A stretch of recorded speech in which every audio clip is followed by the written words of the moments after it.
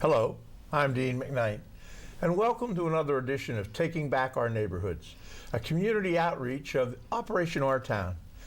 And what a show we're going to have today. I hope your television set has color to it, because I'm surrounded by four beautiful ladies, and I'm Sheck, the green monster in the middle. We're going to talk today about a subject I should have paid attention to a lot earlier in my life: early education. I don't think this is like people my age think about early education. It was just a slap on the, when you did something wrong. I think it's a lot more sophisticated and maybe a lot better. We're going to find out today. I'm going to start around the room. Ladies, would you introduce yourself and tell us what you do? Sue? I'm Sue Knarr. I am the preschool supervisor for IU8.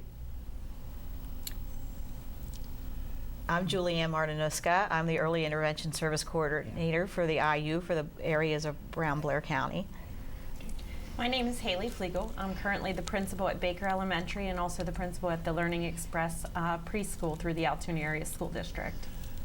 And I'm Susan Barton. I am the preschool program coordinator for the Altoona School District, and we are located at the Learning Express in the Washington Jefferson building in Altoona. Let me ask the question right off the bat. What's the difference between like the school district and IU8? What does that mean? The school district provides their services to just their school districts, where the IU8 provides, right now, we are in 4 counties. Wow. So we provide services to students that are in Bedford, Blair, Cambria, and Somerset. Julianne, tell me a little bit about early education.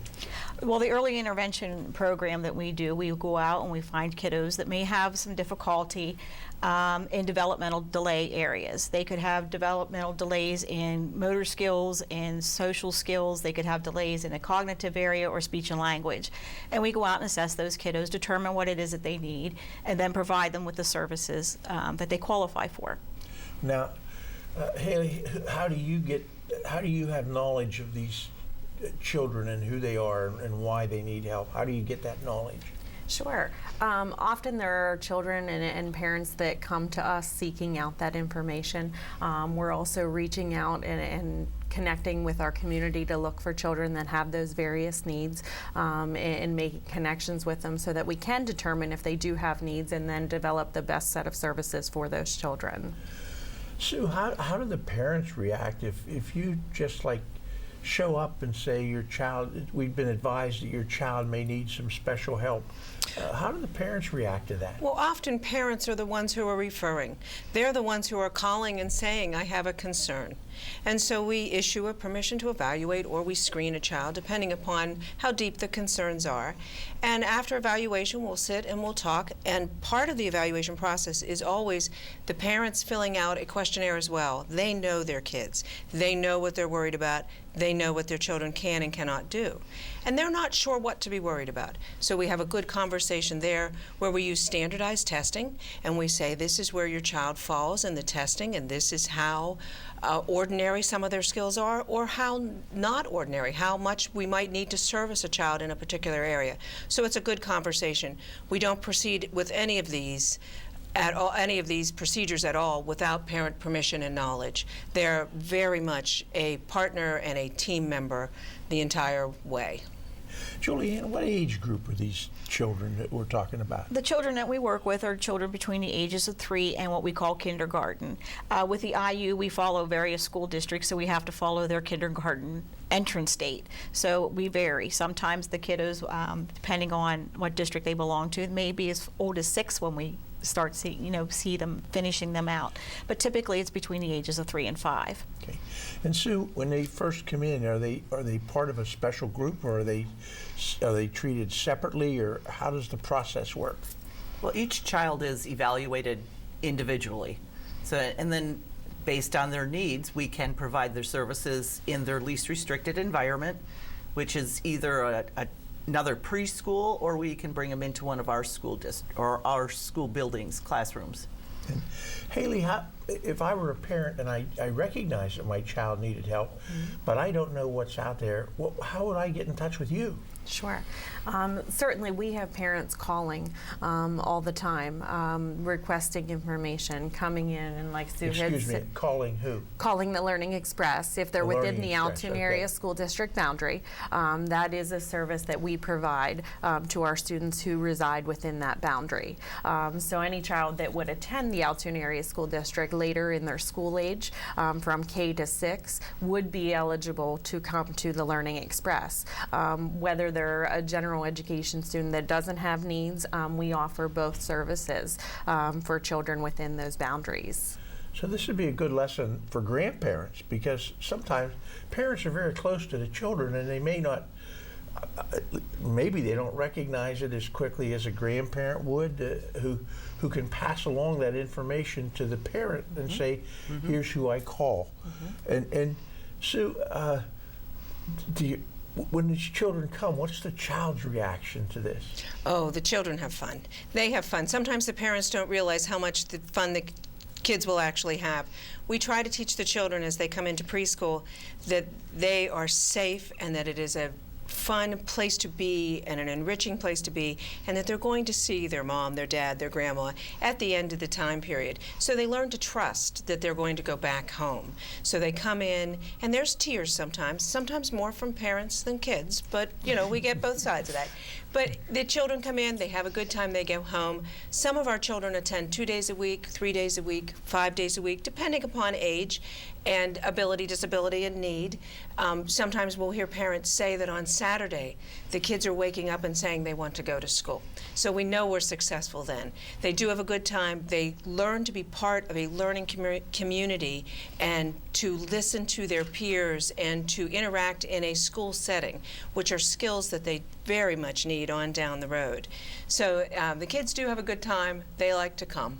Okay, that's terrific. Now, what if my child doesn't have a special need, but I'd like them to kind of get a good start in life? Can I just send my child, Sue, to this program? Not to early intervention. With IU, we just work with students who are presenting with a 25% delay or greater.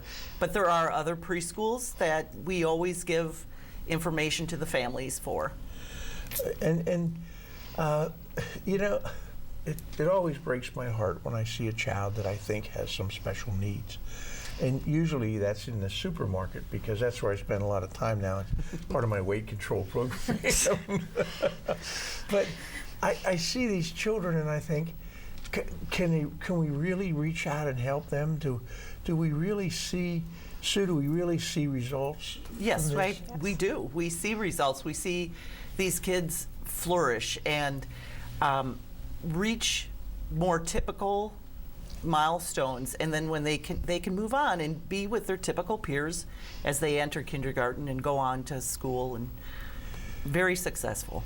That's wonderful. That's got to make you feel good. Absolutely. Feel good about what you do for a living. That shouldn't be a job. That's like a. It's fun. Mother Teresa. Yeah, it's a lot of fun. It's a lot of fun. I always use Mother Teresa as an example because I'm the worst example. She's the best. We kind of go on that side.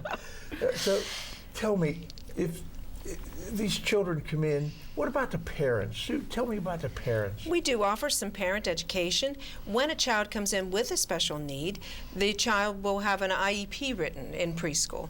And so that is an opportunity to sit down with a parent and listen to what the parent has concerns about. And sometimes it's an opportunity for us to tell parents what maybe they should be concerned about that they haven't realized as well. So it's a great opportunity for a discussion and a little bit of parent education.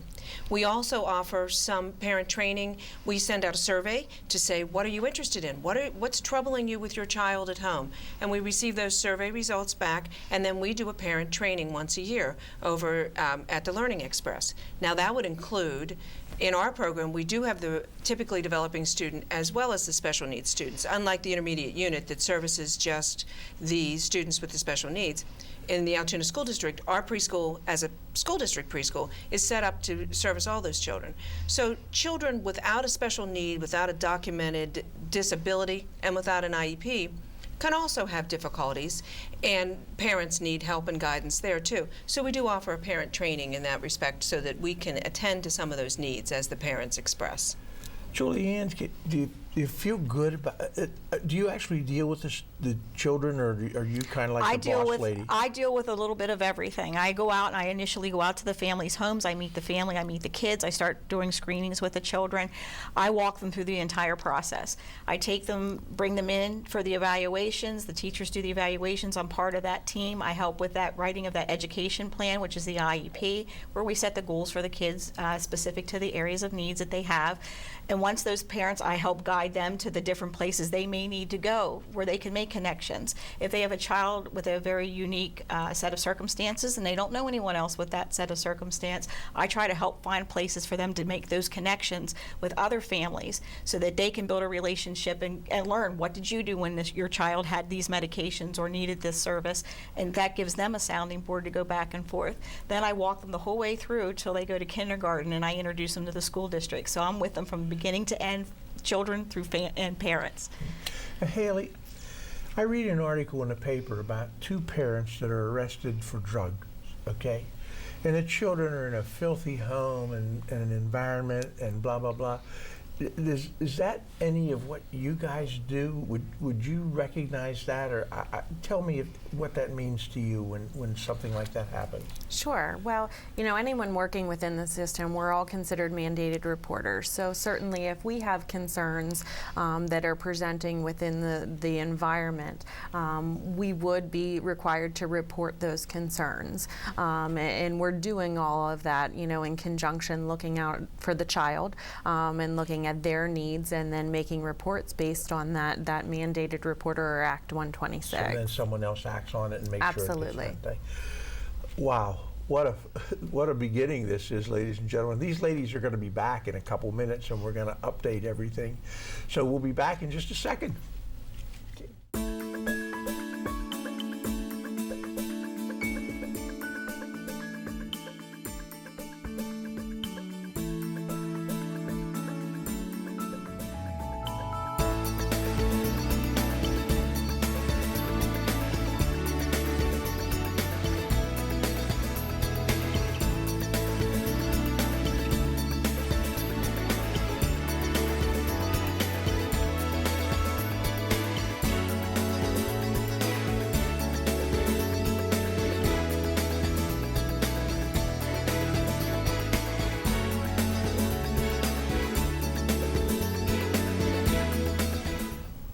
Welcome back. Operation Our Town goes to no ends to make me look bad. First, 4 beautiful ladies. Now I'm surrounded by 2 handsome guys. What more can happen today? Let's start with Joe here, who's really more handsome than he thinks. Joe, tell us about yourself and your background. Well, I've been the president of the Blair County Chamber for the past 18 and a half years. And a good one. And a good one. Well, thank you. It's been kind of a labor of love, and it's something that I think we've made some very significant progress in a variety of ways, and one of those that we're most proud of is what we do for the young people in Blair County, our future workforce, and the people who will guide our economy, and I've heard many times the people who will oversee me in the nursing home when I finally won't be long, huh? Yeah. Rodney, take it day by day. Tell us about yourself. Yeah, sure, I'd be happy to. Well, first off, I had a very satisfying career in public education. I worked for approximately 38 years in a variety of roles: a teacher, a counselor, a psychologist, principal, and eventually school superintendent. In retirement, I've actually gone on to a little bit of an encore career working with educational consulting services, but what I find most gratifying and satisfying is the work that I've been able to do in volunteer work now with the Chamber and Operation Our Town with early childhood services. It's something that I really enjoy, and I have a connection to that, especially having young grandchildren. There's a relevancy to it all, so I enjoy it. Yep, thank you, Rodney. Before we go any further, I have to compliment Joe, and I'm going to tell, for those of you who get the Altoona Mirror and see the business section in the Altoona Mirror, Joe writes an article in that business section every week.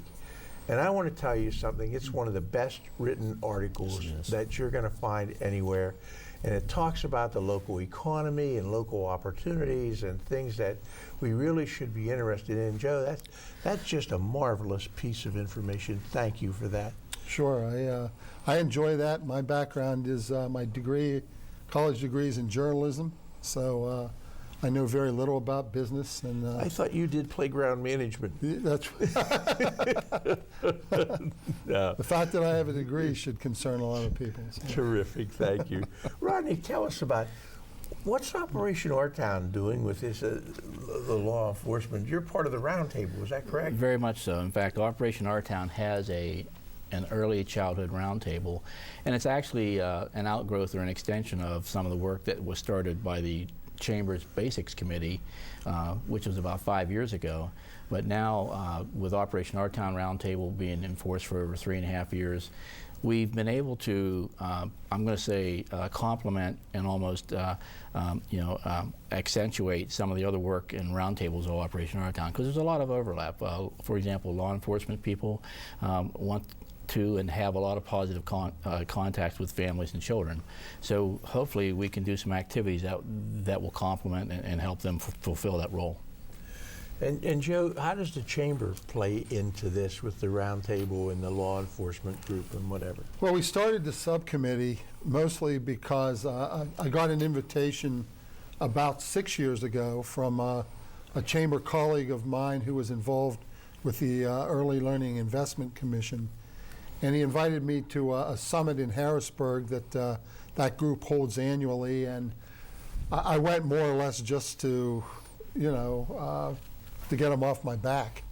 I really had no intention at that time, of doing anything with early learning. Basics was doing a variety of things in K-12 and even in higher ed, and there wasn't really a great deal of urgency to start anything with young people earlier than kindergarten. And I went to the summit, and I was just blown away by the number of people that were involved and the message that I heard about the importance of early childhood education. And I thought, well, Blair County, we don't have any of those type of problems. Every young person who wants quality early learning is getting it in Blair County, and they must be talking about some of these poor rural areas. And so I came back and got a hold of some statistics, and I was just amazed by the number of young people that we aren't able to serve, and the young people who, from talking to educators, we learned they struggle very early in their education because of not having the advantage of getting off to that good start as 3- and 4-year-olds. And so I asked our Basics Committee to consider looking at early childhood as a new starting point for us, and we decided to do that, and our Chamber board signed off on it, and Rodney Green has been the guru of early childhood education for us and has been so effective and so aggressive in making sure that all of the opportunities that we could get we were able to play out. And the Operation Our Town, that connection came in pretty naturally because they were looking to do some of the same things, and rather than operate two different programs, they asked that our committee or a subcommittee just kind of serve that dual role as the early childhood roundtable, and we've done that ever since, and the partnership has been tremendous. That's wonderful, Joe. Rodney, tell me about this Nazareth Family Grant I heard about. Yes. What is that? Yes. Well, there is an organization called the Nazareth Family Foundation, and they are an order of sisters, and we're invited to actually apply for grant money from them. We, as a roundtable, wanted to look for what kind of opportunity would best work with applying the grant, and we were able to obtain $5,000 of funding. And what we're doing right now is it's actually in the process of starting here in Altoona. The grant wanted to partner the Altoona Police Department, and we've had a chance to work with Lieutenant Pratt, Jeffrey Pratt, as well as Detective Matthew Starr, two great people. And they're going to be working directly with the Begin With Us Child Care Program, or Early Education Center. Again, another high quality early learning program. And it's a simple grant, and the purpose is, let's have police officers, law enforcement people, on a regular basis, weekly, if not bi-weekly, visit the center and start forming some relationships with the teachers and the children. And just that relationship of a positive image. And if you think about it, in this post-Ferguson environment that we're in, I can't think of anything more important than to have law enforcement people in our community be perceived as helpers and not people who are hindering, as well as, it's well documented, we have some issues in our area with drug abuse and substance abuse. And again, I think doing that grant, we really hope that the outcome is just going to be this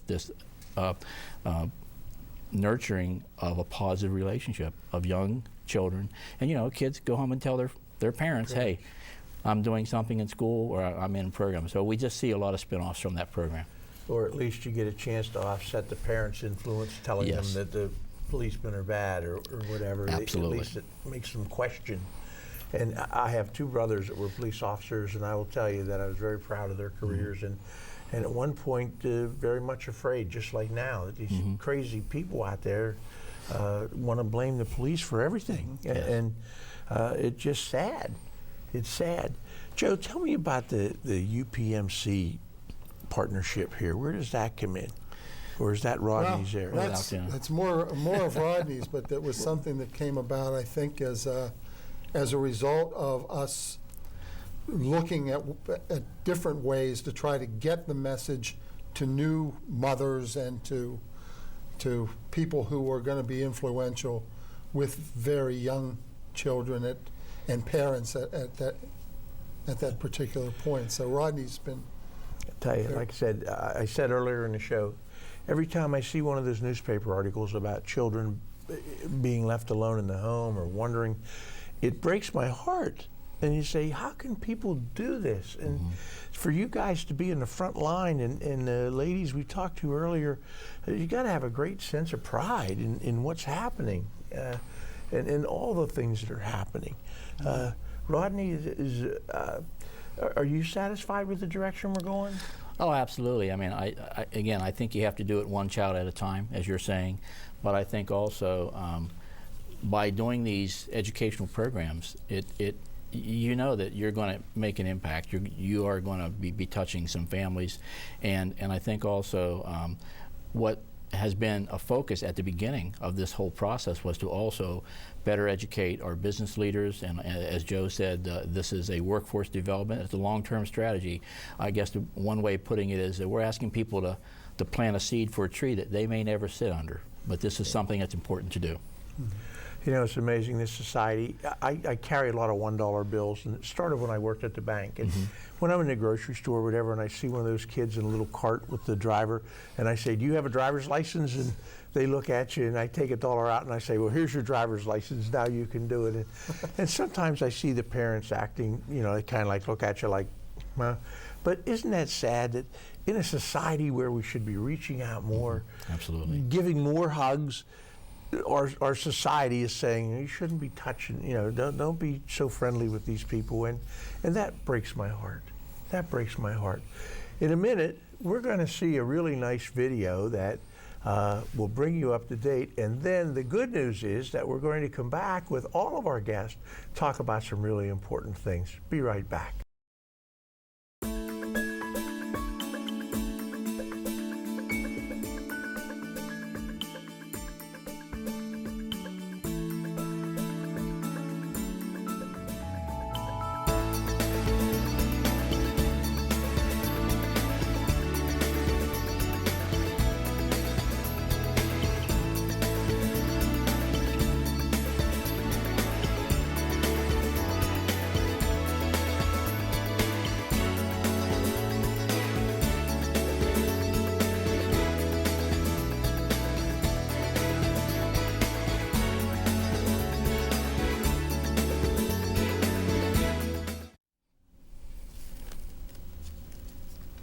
Welcome back.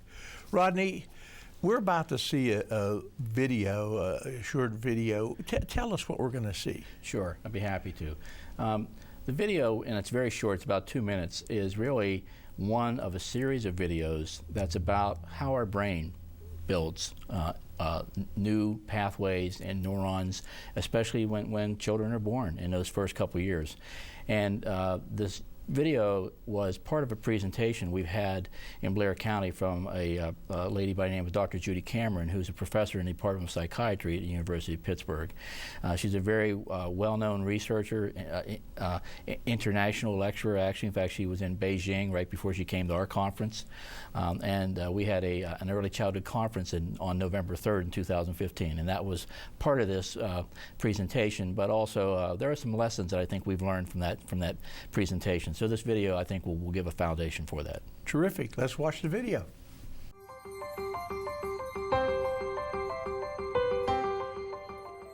A child's experiences during the earliest years of life have a lasting impact on the architecture of the developing brain.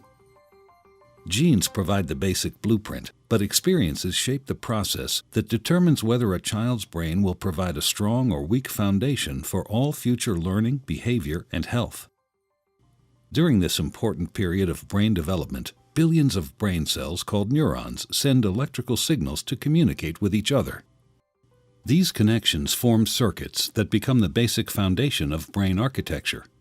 Circuits and connections proliferate at a rapid pace and are reinforced through repeated use.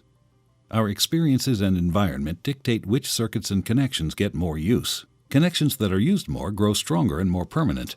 Meanwhile, connections that are used less fade away through a normal process called pruning. Well-used circuits create lightning-fast pathways for neural signals to travel across regions of the brain. Simple circuits form first, providing a foundation for more complex circuits to build on later. Through this process, neurons form strong circuits and connections for emotions, motor skills, behavioral control, logic, language, and memory during the early critical period of development. With repeated use, these circuits become more efficient and connect to other areas of the brain more rapidly. While they originate in specific areas of the brain, the circuits are interconnected. You can't have one type of skill without the others to support it. Like building a house, everything is connected, and what comes first forms a foundation for all that comes later.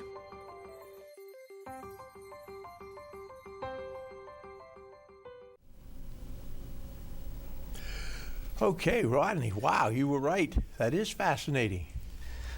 Thank you.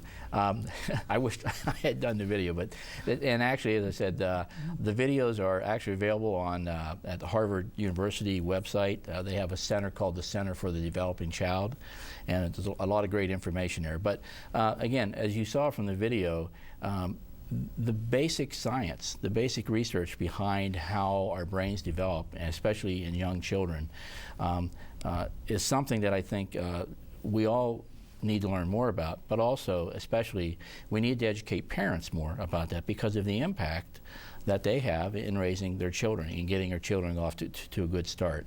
And you know, when Dr. Cameron came to Blair County to make the presentation, I think, you know, believe it or not, there are some people who think that, well, maybe early childhood's not that important, or maybe the early part of life doesn't have that big of an influence on what happens later. I call those people pundits, but I think the pundits, it's hard to refute what I call good hard science, basic science, and that video is a great example of the science that's being done in brain research. And I think especially when you look at how important it is to have stimulation early in life and have those brain neurons develop properly, that's all the more reason why parents should be more informed about that. And with the Operation Our Town Roundtable, we're involved in helping to plan activities. And I think when we see something like that presentation from Dr. Cameron, there are lessons that we've learned from that. We try to apply those lessons to some of the activities that we're doing and that we're involved in. All right. To stimulate children's growth. Absolutely, absolutely. Are you concerned about young people's creativity with all these games, electronic games and things? Do you have an opinion on how that influences creativity? Well, yeah, I have an opinion, and I think, again, the science is, there's been a lot of research done on that. There's no doubt about it. Your brain is getting stimulated all the time, no matter what activity you're involved in. But if you don't have what we call positive life experiences, and I would say a person, as you described, the gaming activity is a very isolated activity. You're not really interacting with people. You're interacting with a program, but you're not getting feedback. You're not getting. I'm going to use a metaphor from tennis. You're not getting that serve and then the return. If you think about it, for example, a parent with a young baby, when a baby coos and makes really cute sounds, somebody should be there to hear that. A parent, an adult, and someone should give feedback from that. And that return to the serve, that's what develops those neurons in the brain. That's what makes the brain develop properly. And I suspect that what happens in people who aren't getting that kind of feedback, and the science shows us that there's actually a process called pruning that takes place in the brain.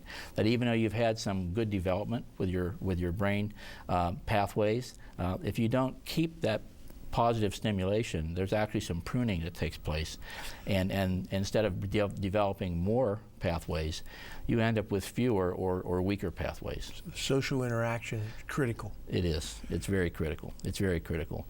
I know earlier in the program you referenced some issues with poverty and everything, and I like to use the term, not all of us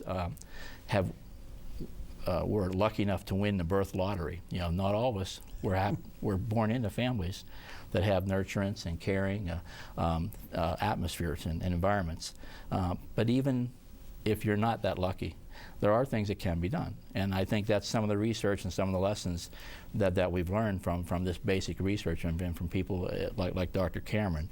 And I think, if you recognize that a person may not have that advantage, then some of the programs, like you heard earlier about the early intervention services, right, and some of the other programs, we talked about the program with the Altoona Police Department and having adults, caring adults, again, that social relationship. It does make a difference.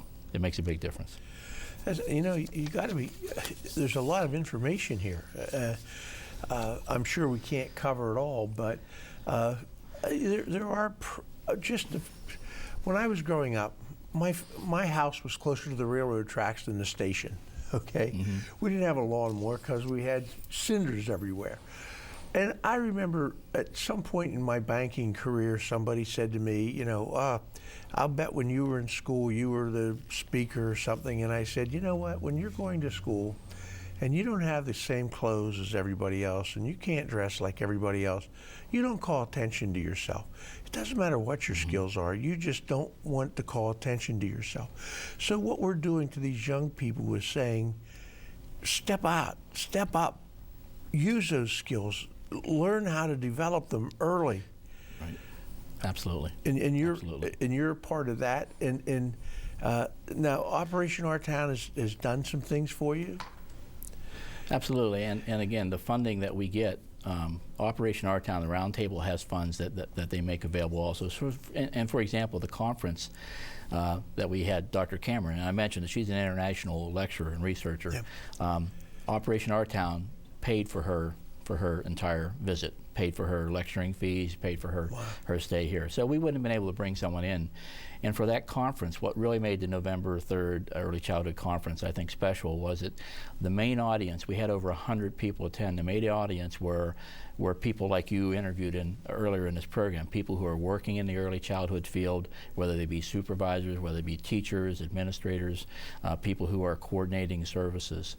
So it's important that those people learn about these strategies, learn about the science behind us. Yeah. Rodney, let's talk about you for a minute. How did you get involved in this particular field? You were teaching, what subject did you teach and how did you evolve into this, or was it always there? Well, I think part of my education, I went to school to become a special education teacher, and I started out in that field.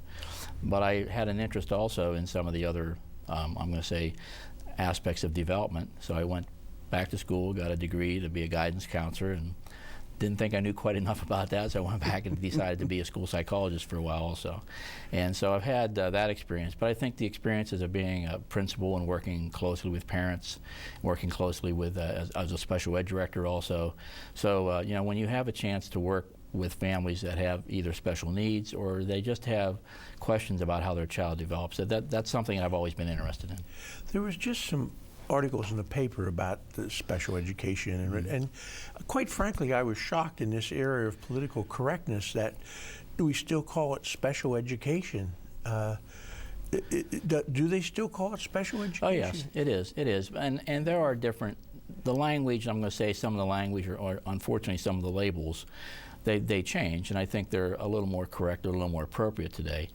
But the fact that, I mean, there are federal laws that guarantee that families and children have access to services. A free, appropriate public education is one of the basic tenets of those laws. And also that they are educated in an environment that all other children, so they're not isolated or segregated in many ways. I know about that political correctness because my mother-in-law used to say that I was visually handicapped. So, but you know, today we're taking these children that might have been outcast or at least outside of the normal society, bringing them into the routine, the normal, and creating an environment where everybody appreciates everybody.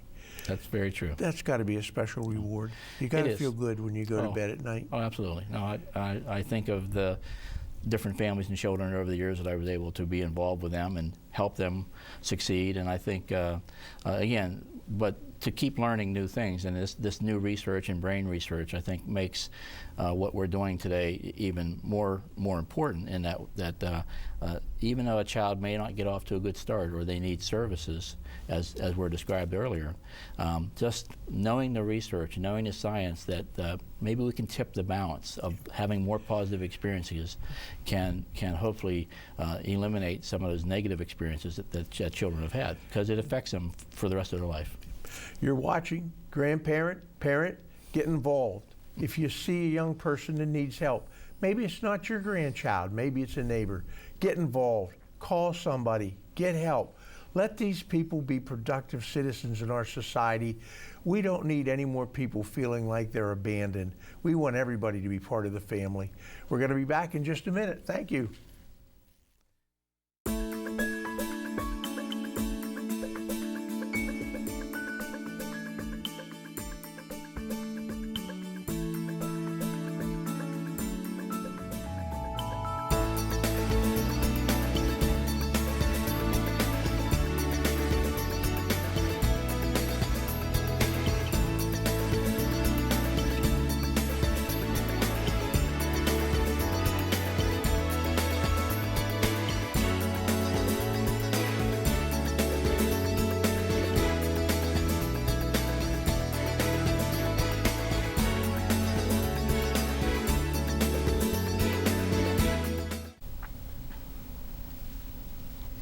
Welcome back. We're joined by our four beautiful ladies again, and I'm going to ask them to introduce themselves one more time. Sue? My name's Sue Knarr. I'm the preschool supervisor for IU8. I'm Julianne Martynuska. I'm the Early Intervention Service Coordinator for the IU8. Haley Fleegle, I'm the principal at Baker Elementary and the Learning Express Preschool through the Altoona Area School District. And Susan Barton with the Altoona Area School District Preschool as well. Thank you, ladies. And I'm Dean McKnight, and I'm just here for the fun of it. What we should have here is a Cracker Barrel, because we're going to have a session now, folks, where we're just going to talk about good old homespun stories of success. In fact, it reminds me of that old country and western song, I still miss you, but my aim's getting better. You haven't heard that one yet? Tell me, who has a success story they want to share with us? There's a variety of success stories that we have at the IU. One in particular, I transitioned the little guy to kindergarten last year, and when we met him prior to him turning 3, he was with the Birth to 3 program through North Star. And at that time, he wasn't walking yet, he wasn't talking yet, he wasn't doing a whole lot of things that you would think of for a kiddo going to preschool. But by the time we sent him off to kindergarten, he was walking, talking, and running and moving on right along, where when they thought that he may not ever achieve some of those skills, and he surprised everybody through his hard work and dedication with our help. Wow. He did a wonderful job. His parents feel good about Parents were, yes. everybody. Everybody. I tell you. Yeah. See, it's got to bring joy to your heart. Oh, yes, it does. I mean, like I said, I see these young children out in the stores and whatever, and you can almost tell the ones that are happy and full of self-confidence, and some that just kind of looking around, and I worry about them. You wish you could reach out and change the world, but we can't do that, can we? Sue, how about you? Well, at the preschool level, we can identify children with a special need rather liberally. We do have our guidelines and everything, but we have children that we identify as developmental delayed. And that's not a designation that carries over into kindergarten. So at the time that they transition to kindergarten, we once again look at their skills to see if they should still need services. If these children do indeed need services, they receive them in kindergarten. But many of them at this time can be retested and exited from services. So we have documented proof in our data that they were performing at a particular level, and through early intervention and attending school and parents and teachers as team members to help these children, they are no longer showing a documented delay, and they're exited. So they enter kindergarten, they're watched and they're monitored to make sure that they're successful in school, but many of them remain very successful in school and are no longer showing a delay because they got that chance to get ahead, to catch up, and to start on an even playing field. Are these children equally divided, male, female, or can you tell, Haley? Do you know any different? No, I don't think gender plays a part. I mean, is the numbers that are participating, are they Sure. about equal? Sure, yeah. I mean, I think it depends. It depends on the year. It depends on the group coming in. Okay. It depends on the needs of the children and what they're Because presenting. men are normally considered to be a little less up there on the scale than the ladies. I just wanted to make sure that we were equal. Yeah, Go ahead. absolutely. And so tell me that they're in the class now, and tell me about your success story. I feel fortunate that I get to see them both at the preschool and then being a school-age principal as well. I get to see that direct transition within our kindergarten classrooms. So I feel very fortunate in that way. So all the things that are happening in the preschool are really preparing them for what they're going to be seeing and doing within our school-age setting. So, we have children working within the preschool that will transition right to my own building and buildings across our district, and we'll see them. And like Sue had mentioned, some of them will be exited and they won't need services. They'll maintain within kindergarten as a typically developing 5 or 6 year old, and we'll see them be very successful throughout their elementary years. That's terrific. Marianne, I have a question about, we heard Rodney talk about the socialization aspect of this process, which is vitally important. I have a niece who homeschooled her children. Now, I want to tell you, they are wonderful, wonderful children. She has 5 of them, so I guess they have their own Global social network. But is there any concerns about the isolation if somebody's homeschooling a child, or do you run into that? Well, there's a lot of opportunities for the families to participate in things outside the homeschooling environment. There are sports groups, there are Girl Scout groups, those types of activities that kids can get involved in. We have connections with families where we bring in, with the IU, we cover a large area, so we have kids in, say, Williamsburg, we've got kids in Hollidaysburg, kids in Claysburg, Spring Cove, and we have events that they all can come in together and meet each other, meet parents, meet families. So they have that opportunity for those additional interactions, and through those individual connections they make, they get yet another additional opportunity when they make those friendships and those bonds with those other families. Sue, does every school have this program? I'm not really sure about the schools, but we push into the school districts. Okay. So we support the 4 counties, and we are there to support any child that would be part of that school district. Okay, and so, but you pretty much think that wherever I lived, I would have access to To some this kind of early program? intervention, Intervention, yes. absolutely. Sometimes I act childish, so I'm afraid I get recommended for the program. Sue, how about you? Well, I was going to say, too, it is federal law, the 3 to 21, the Right to Education Act for children. So it is there. The birth to 3 is also a component of our program, too. We have children that transition to us at age 3 on their 3rd birthday from the county program. North Star Support is the Blair County program. Those children get referred by pediatricians or hospitals or, once again, by parents. So when we talk early intervention, we really are talking implementation of programs from birth to age kindergarten. We take care of the preschool end of it, but those children are being taken care of before they come to us as well. Now, I heard that phrase before, the North Star. Now, North what Star kind of program Support. is that? That is a program that is primarily home-based, as we can also be home-based. We talked a lot about our center-based programs today, but if a parent would like us to deliver educational services in the home, we can do that. We deliver educational services to daycares and Head Start and all sorts of other places where children are during their school day. We can go out to them there, as well as children coming into our programs. North Star Support doesn't have classrooms per se. They deliver all of their services in home or community settings. Wow. That's. Do we have phone numbers? Are we going to have phone numbers for all this Yes. stuff? Yes, we will. We provided phone numbers that will be And listed. it'll be up on the screen? Yes. Okay. Yes. Listen, folks, get a pencil now. Don't wait till the last minute.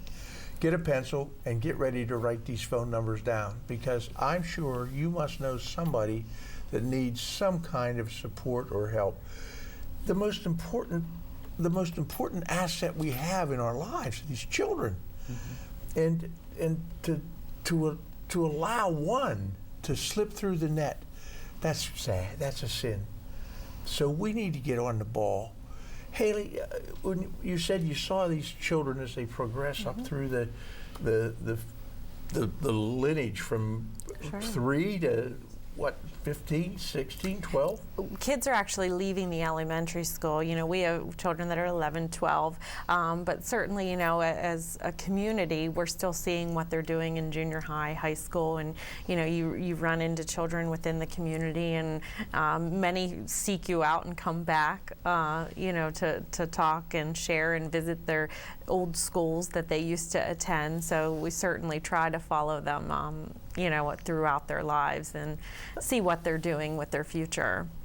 You take an interest, don't you? Absolutely. They're your kids. Absolutely. I'll tell you, that's the way we should feel. Sure. Not like my mother felt. Tell me about these. Boy, I was just kidding, Mom. Tell me about these activities that children can get involved in, even if they're homeschooled.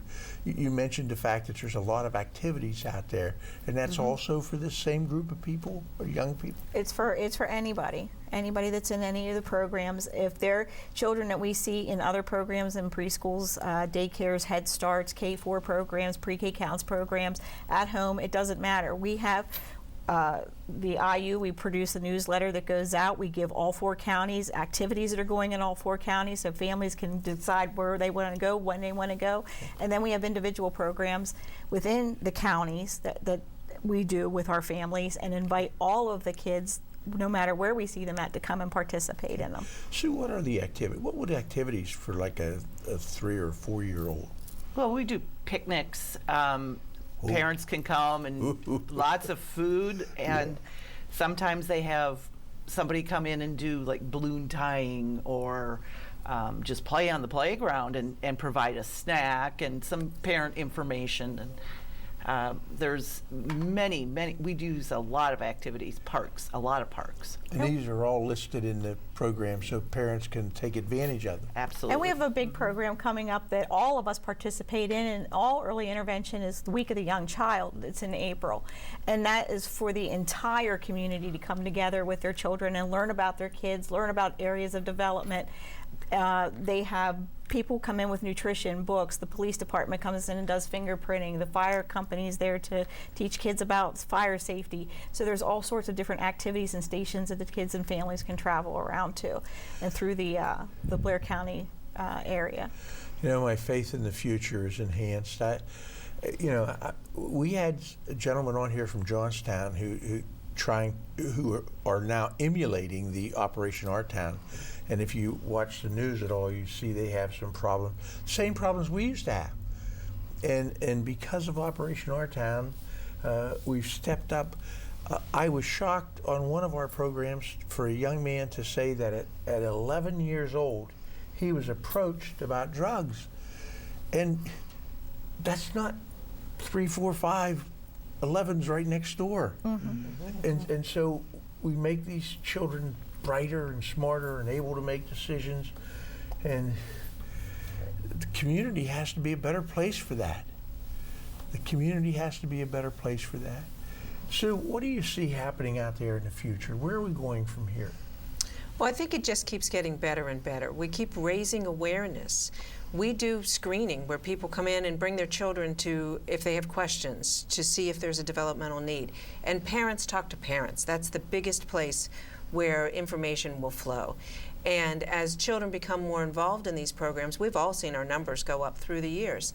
And the attention that early intervention and early childhood education in general receives in the media is always positive. And where children didn't need to go to preschool before, they really need to go to preschool now so that they're ready for kindergarten and the challenges that they face in kindergarten. And I think the word is getting out and people are paying attention and enrolling their children in such programs. And so I think that's very promising. That's terrific. Sue, thank you so much. I hope you go back to your job and look in the mirror and say, I'm doing it right. And pat yourself on the back. Julianne, same to you. Congratulations for your work. I know sometimes, I bet a lot of times, people don't even know what you do, but you know what you do. Oh, yeah. Congratulations. Thank you. Thank you. Haley, it's a tough job. You only weigh 90 pounds. You're out there in that school district. Should we send an armed guard with you? Huh? It's a great community. I'm thrilled to be working with Some of these 3-year-olds, you know, they might get together in a gang. I remember the story about the explorer going down the trail and he saw a little fellow there like a pygmy with a club standing over an elephant. And he couldn't believe it. And he said to the pygmy, he said, how did you kill this elephant? He said, with my club. And he said, how big is your club? He said, about 40 or 50 members. He's a sick man, isn't he? Grandparents, parents, Operation Our Town. Get involved. Call somebody. Do something. Don't just sit at home and watch TV. You are as important to that 3-year-old as you are to your family. Get involved, call somebody, and we'll see you next time. Thank you.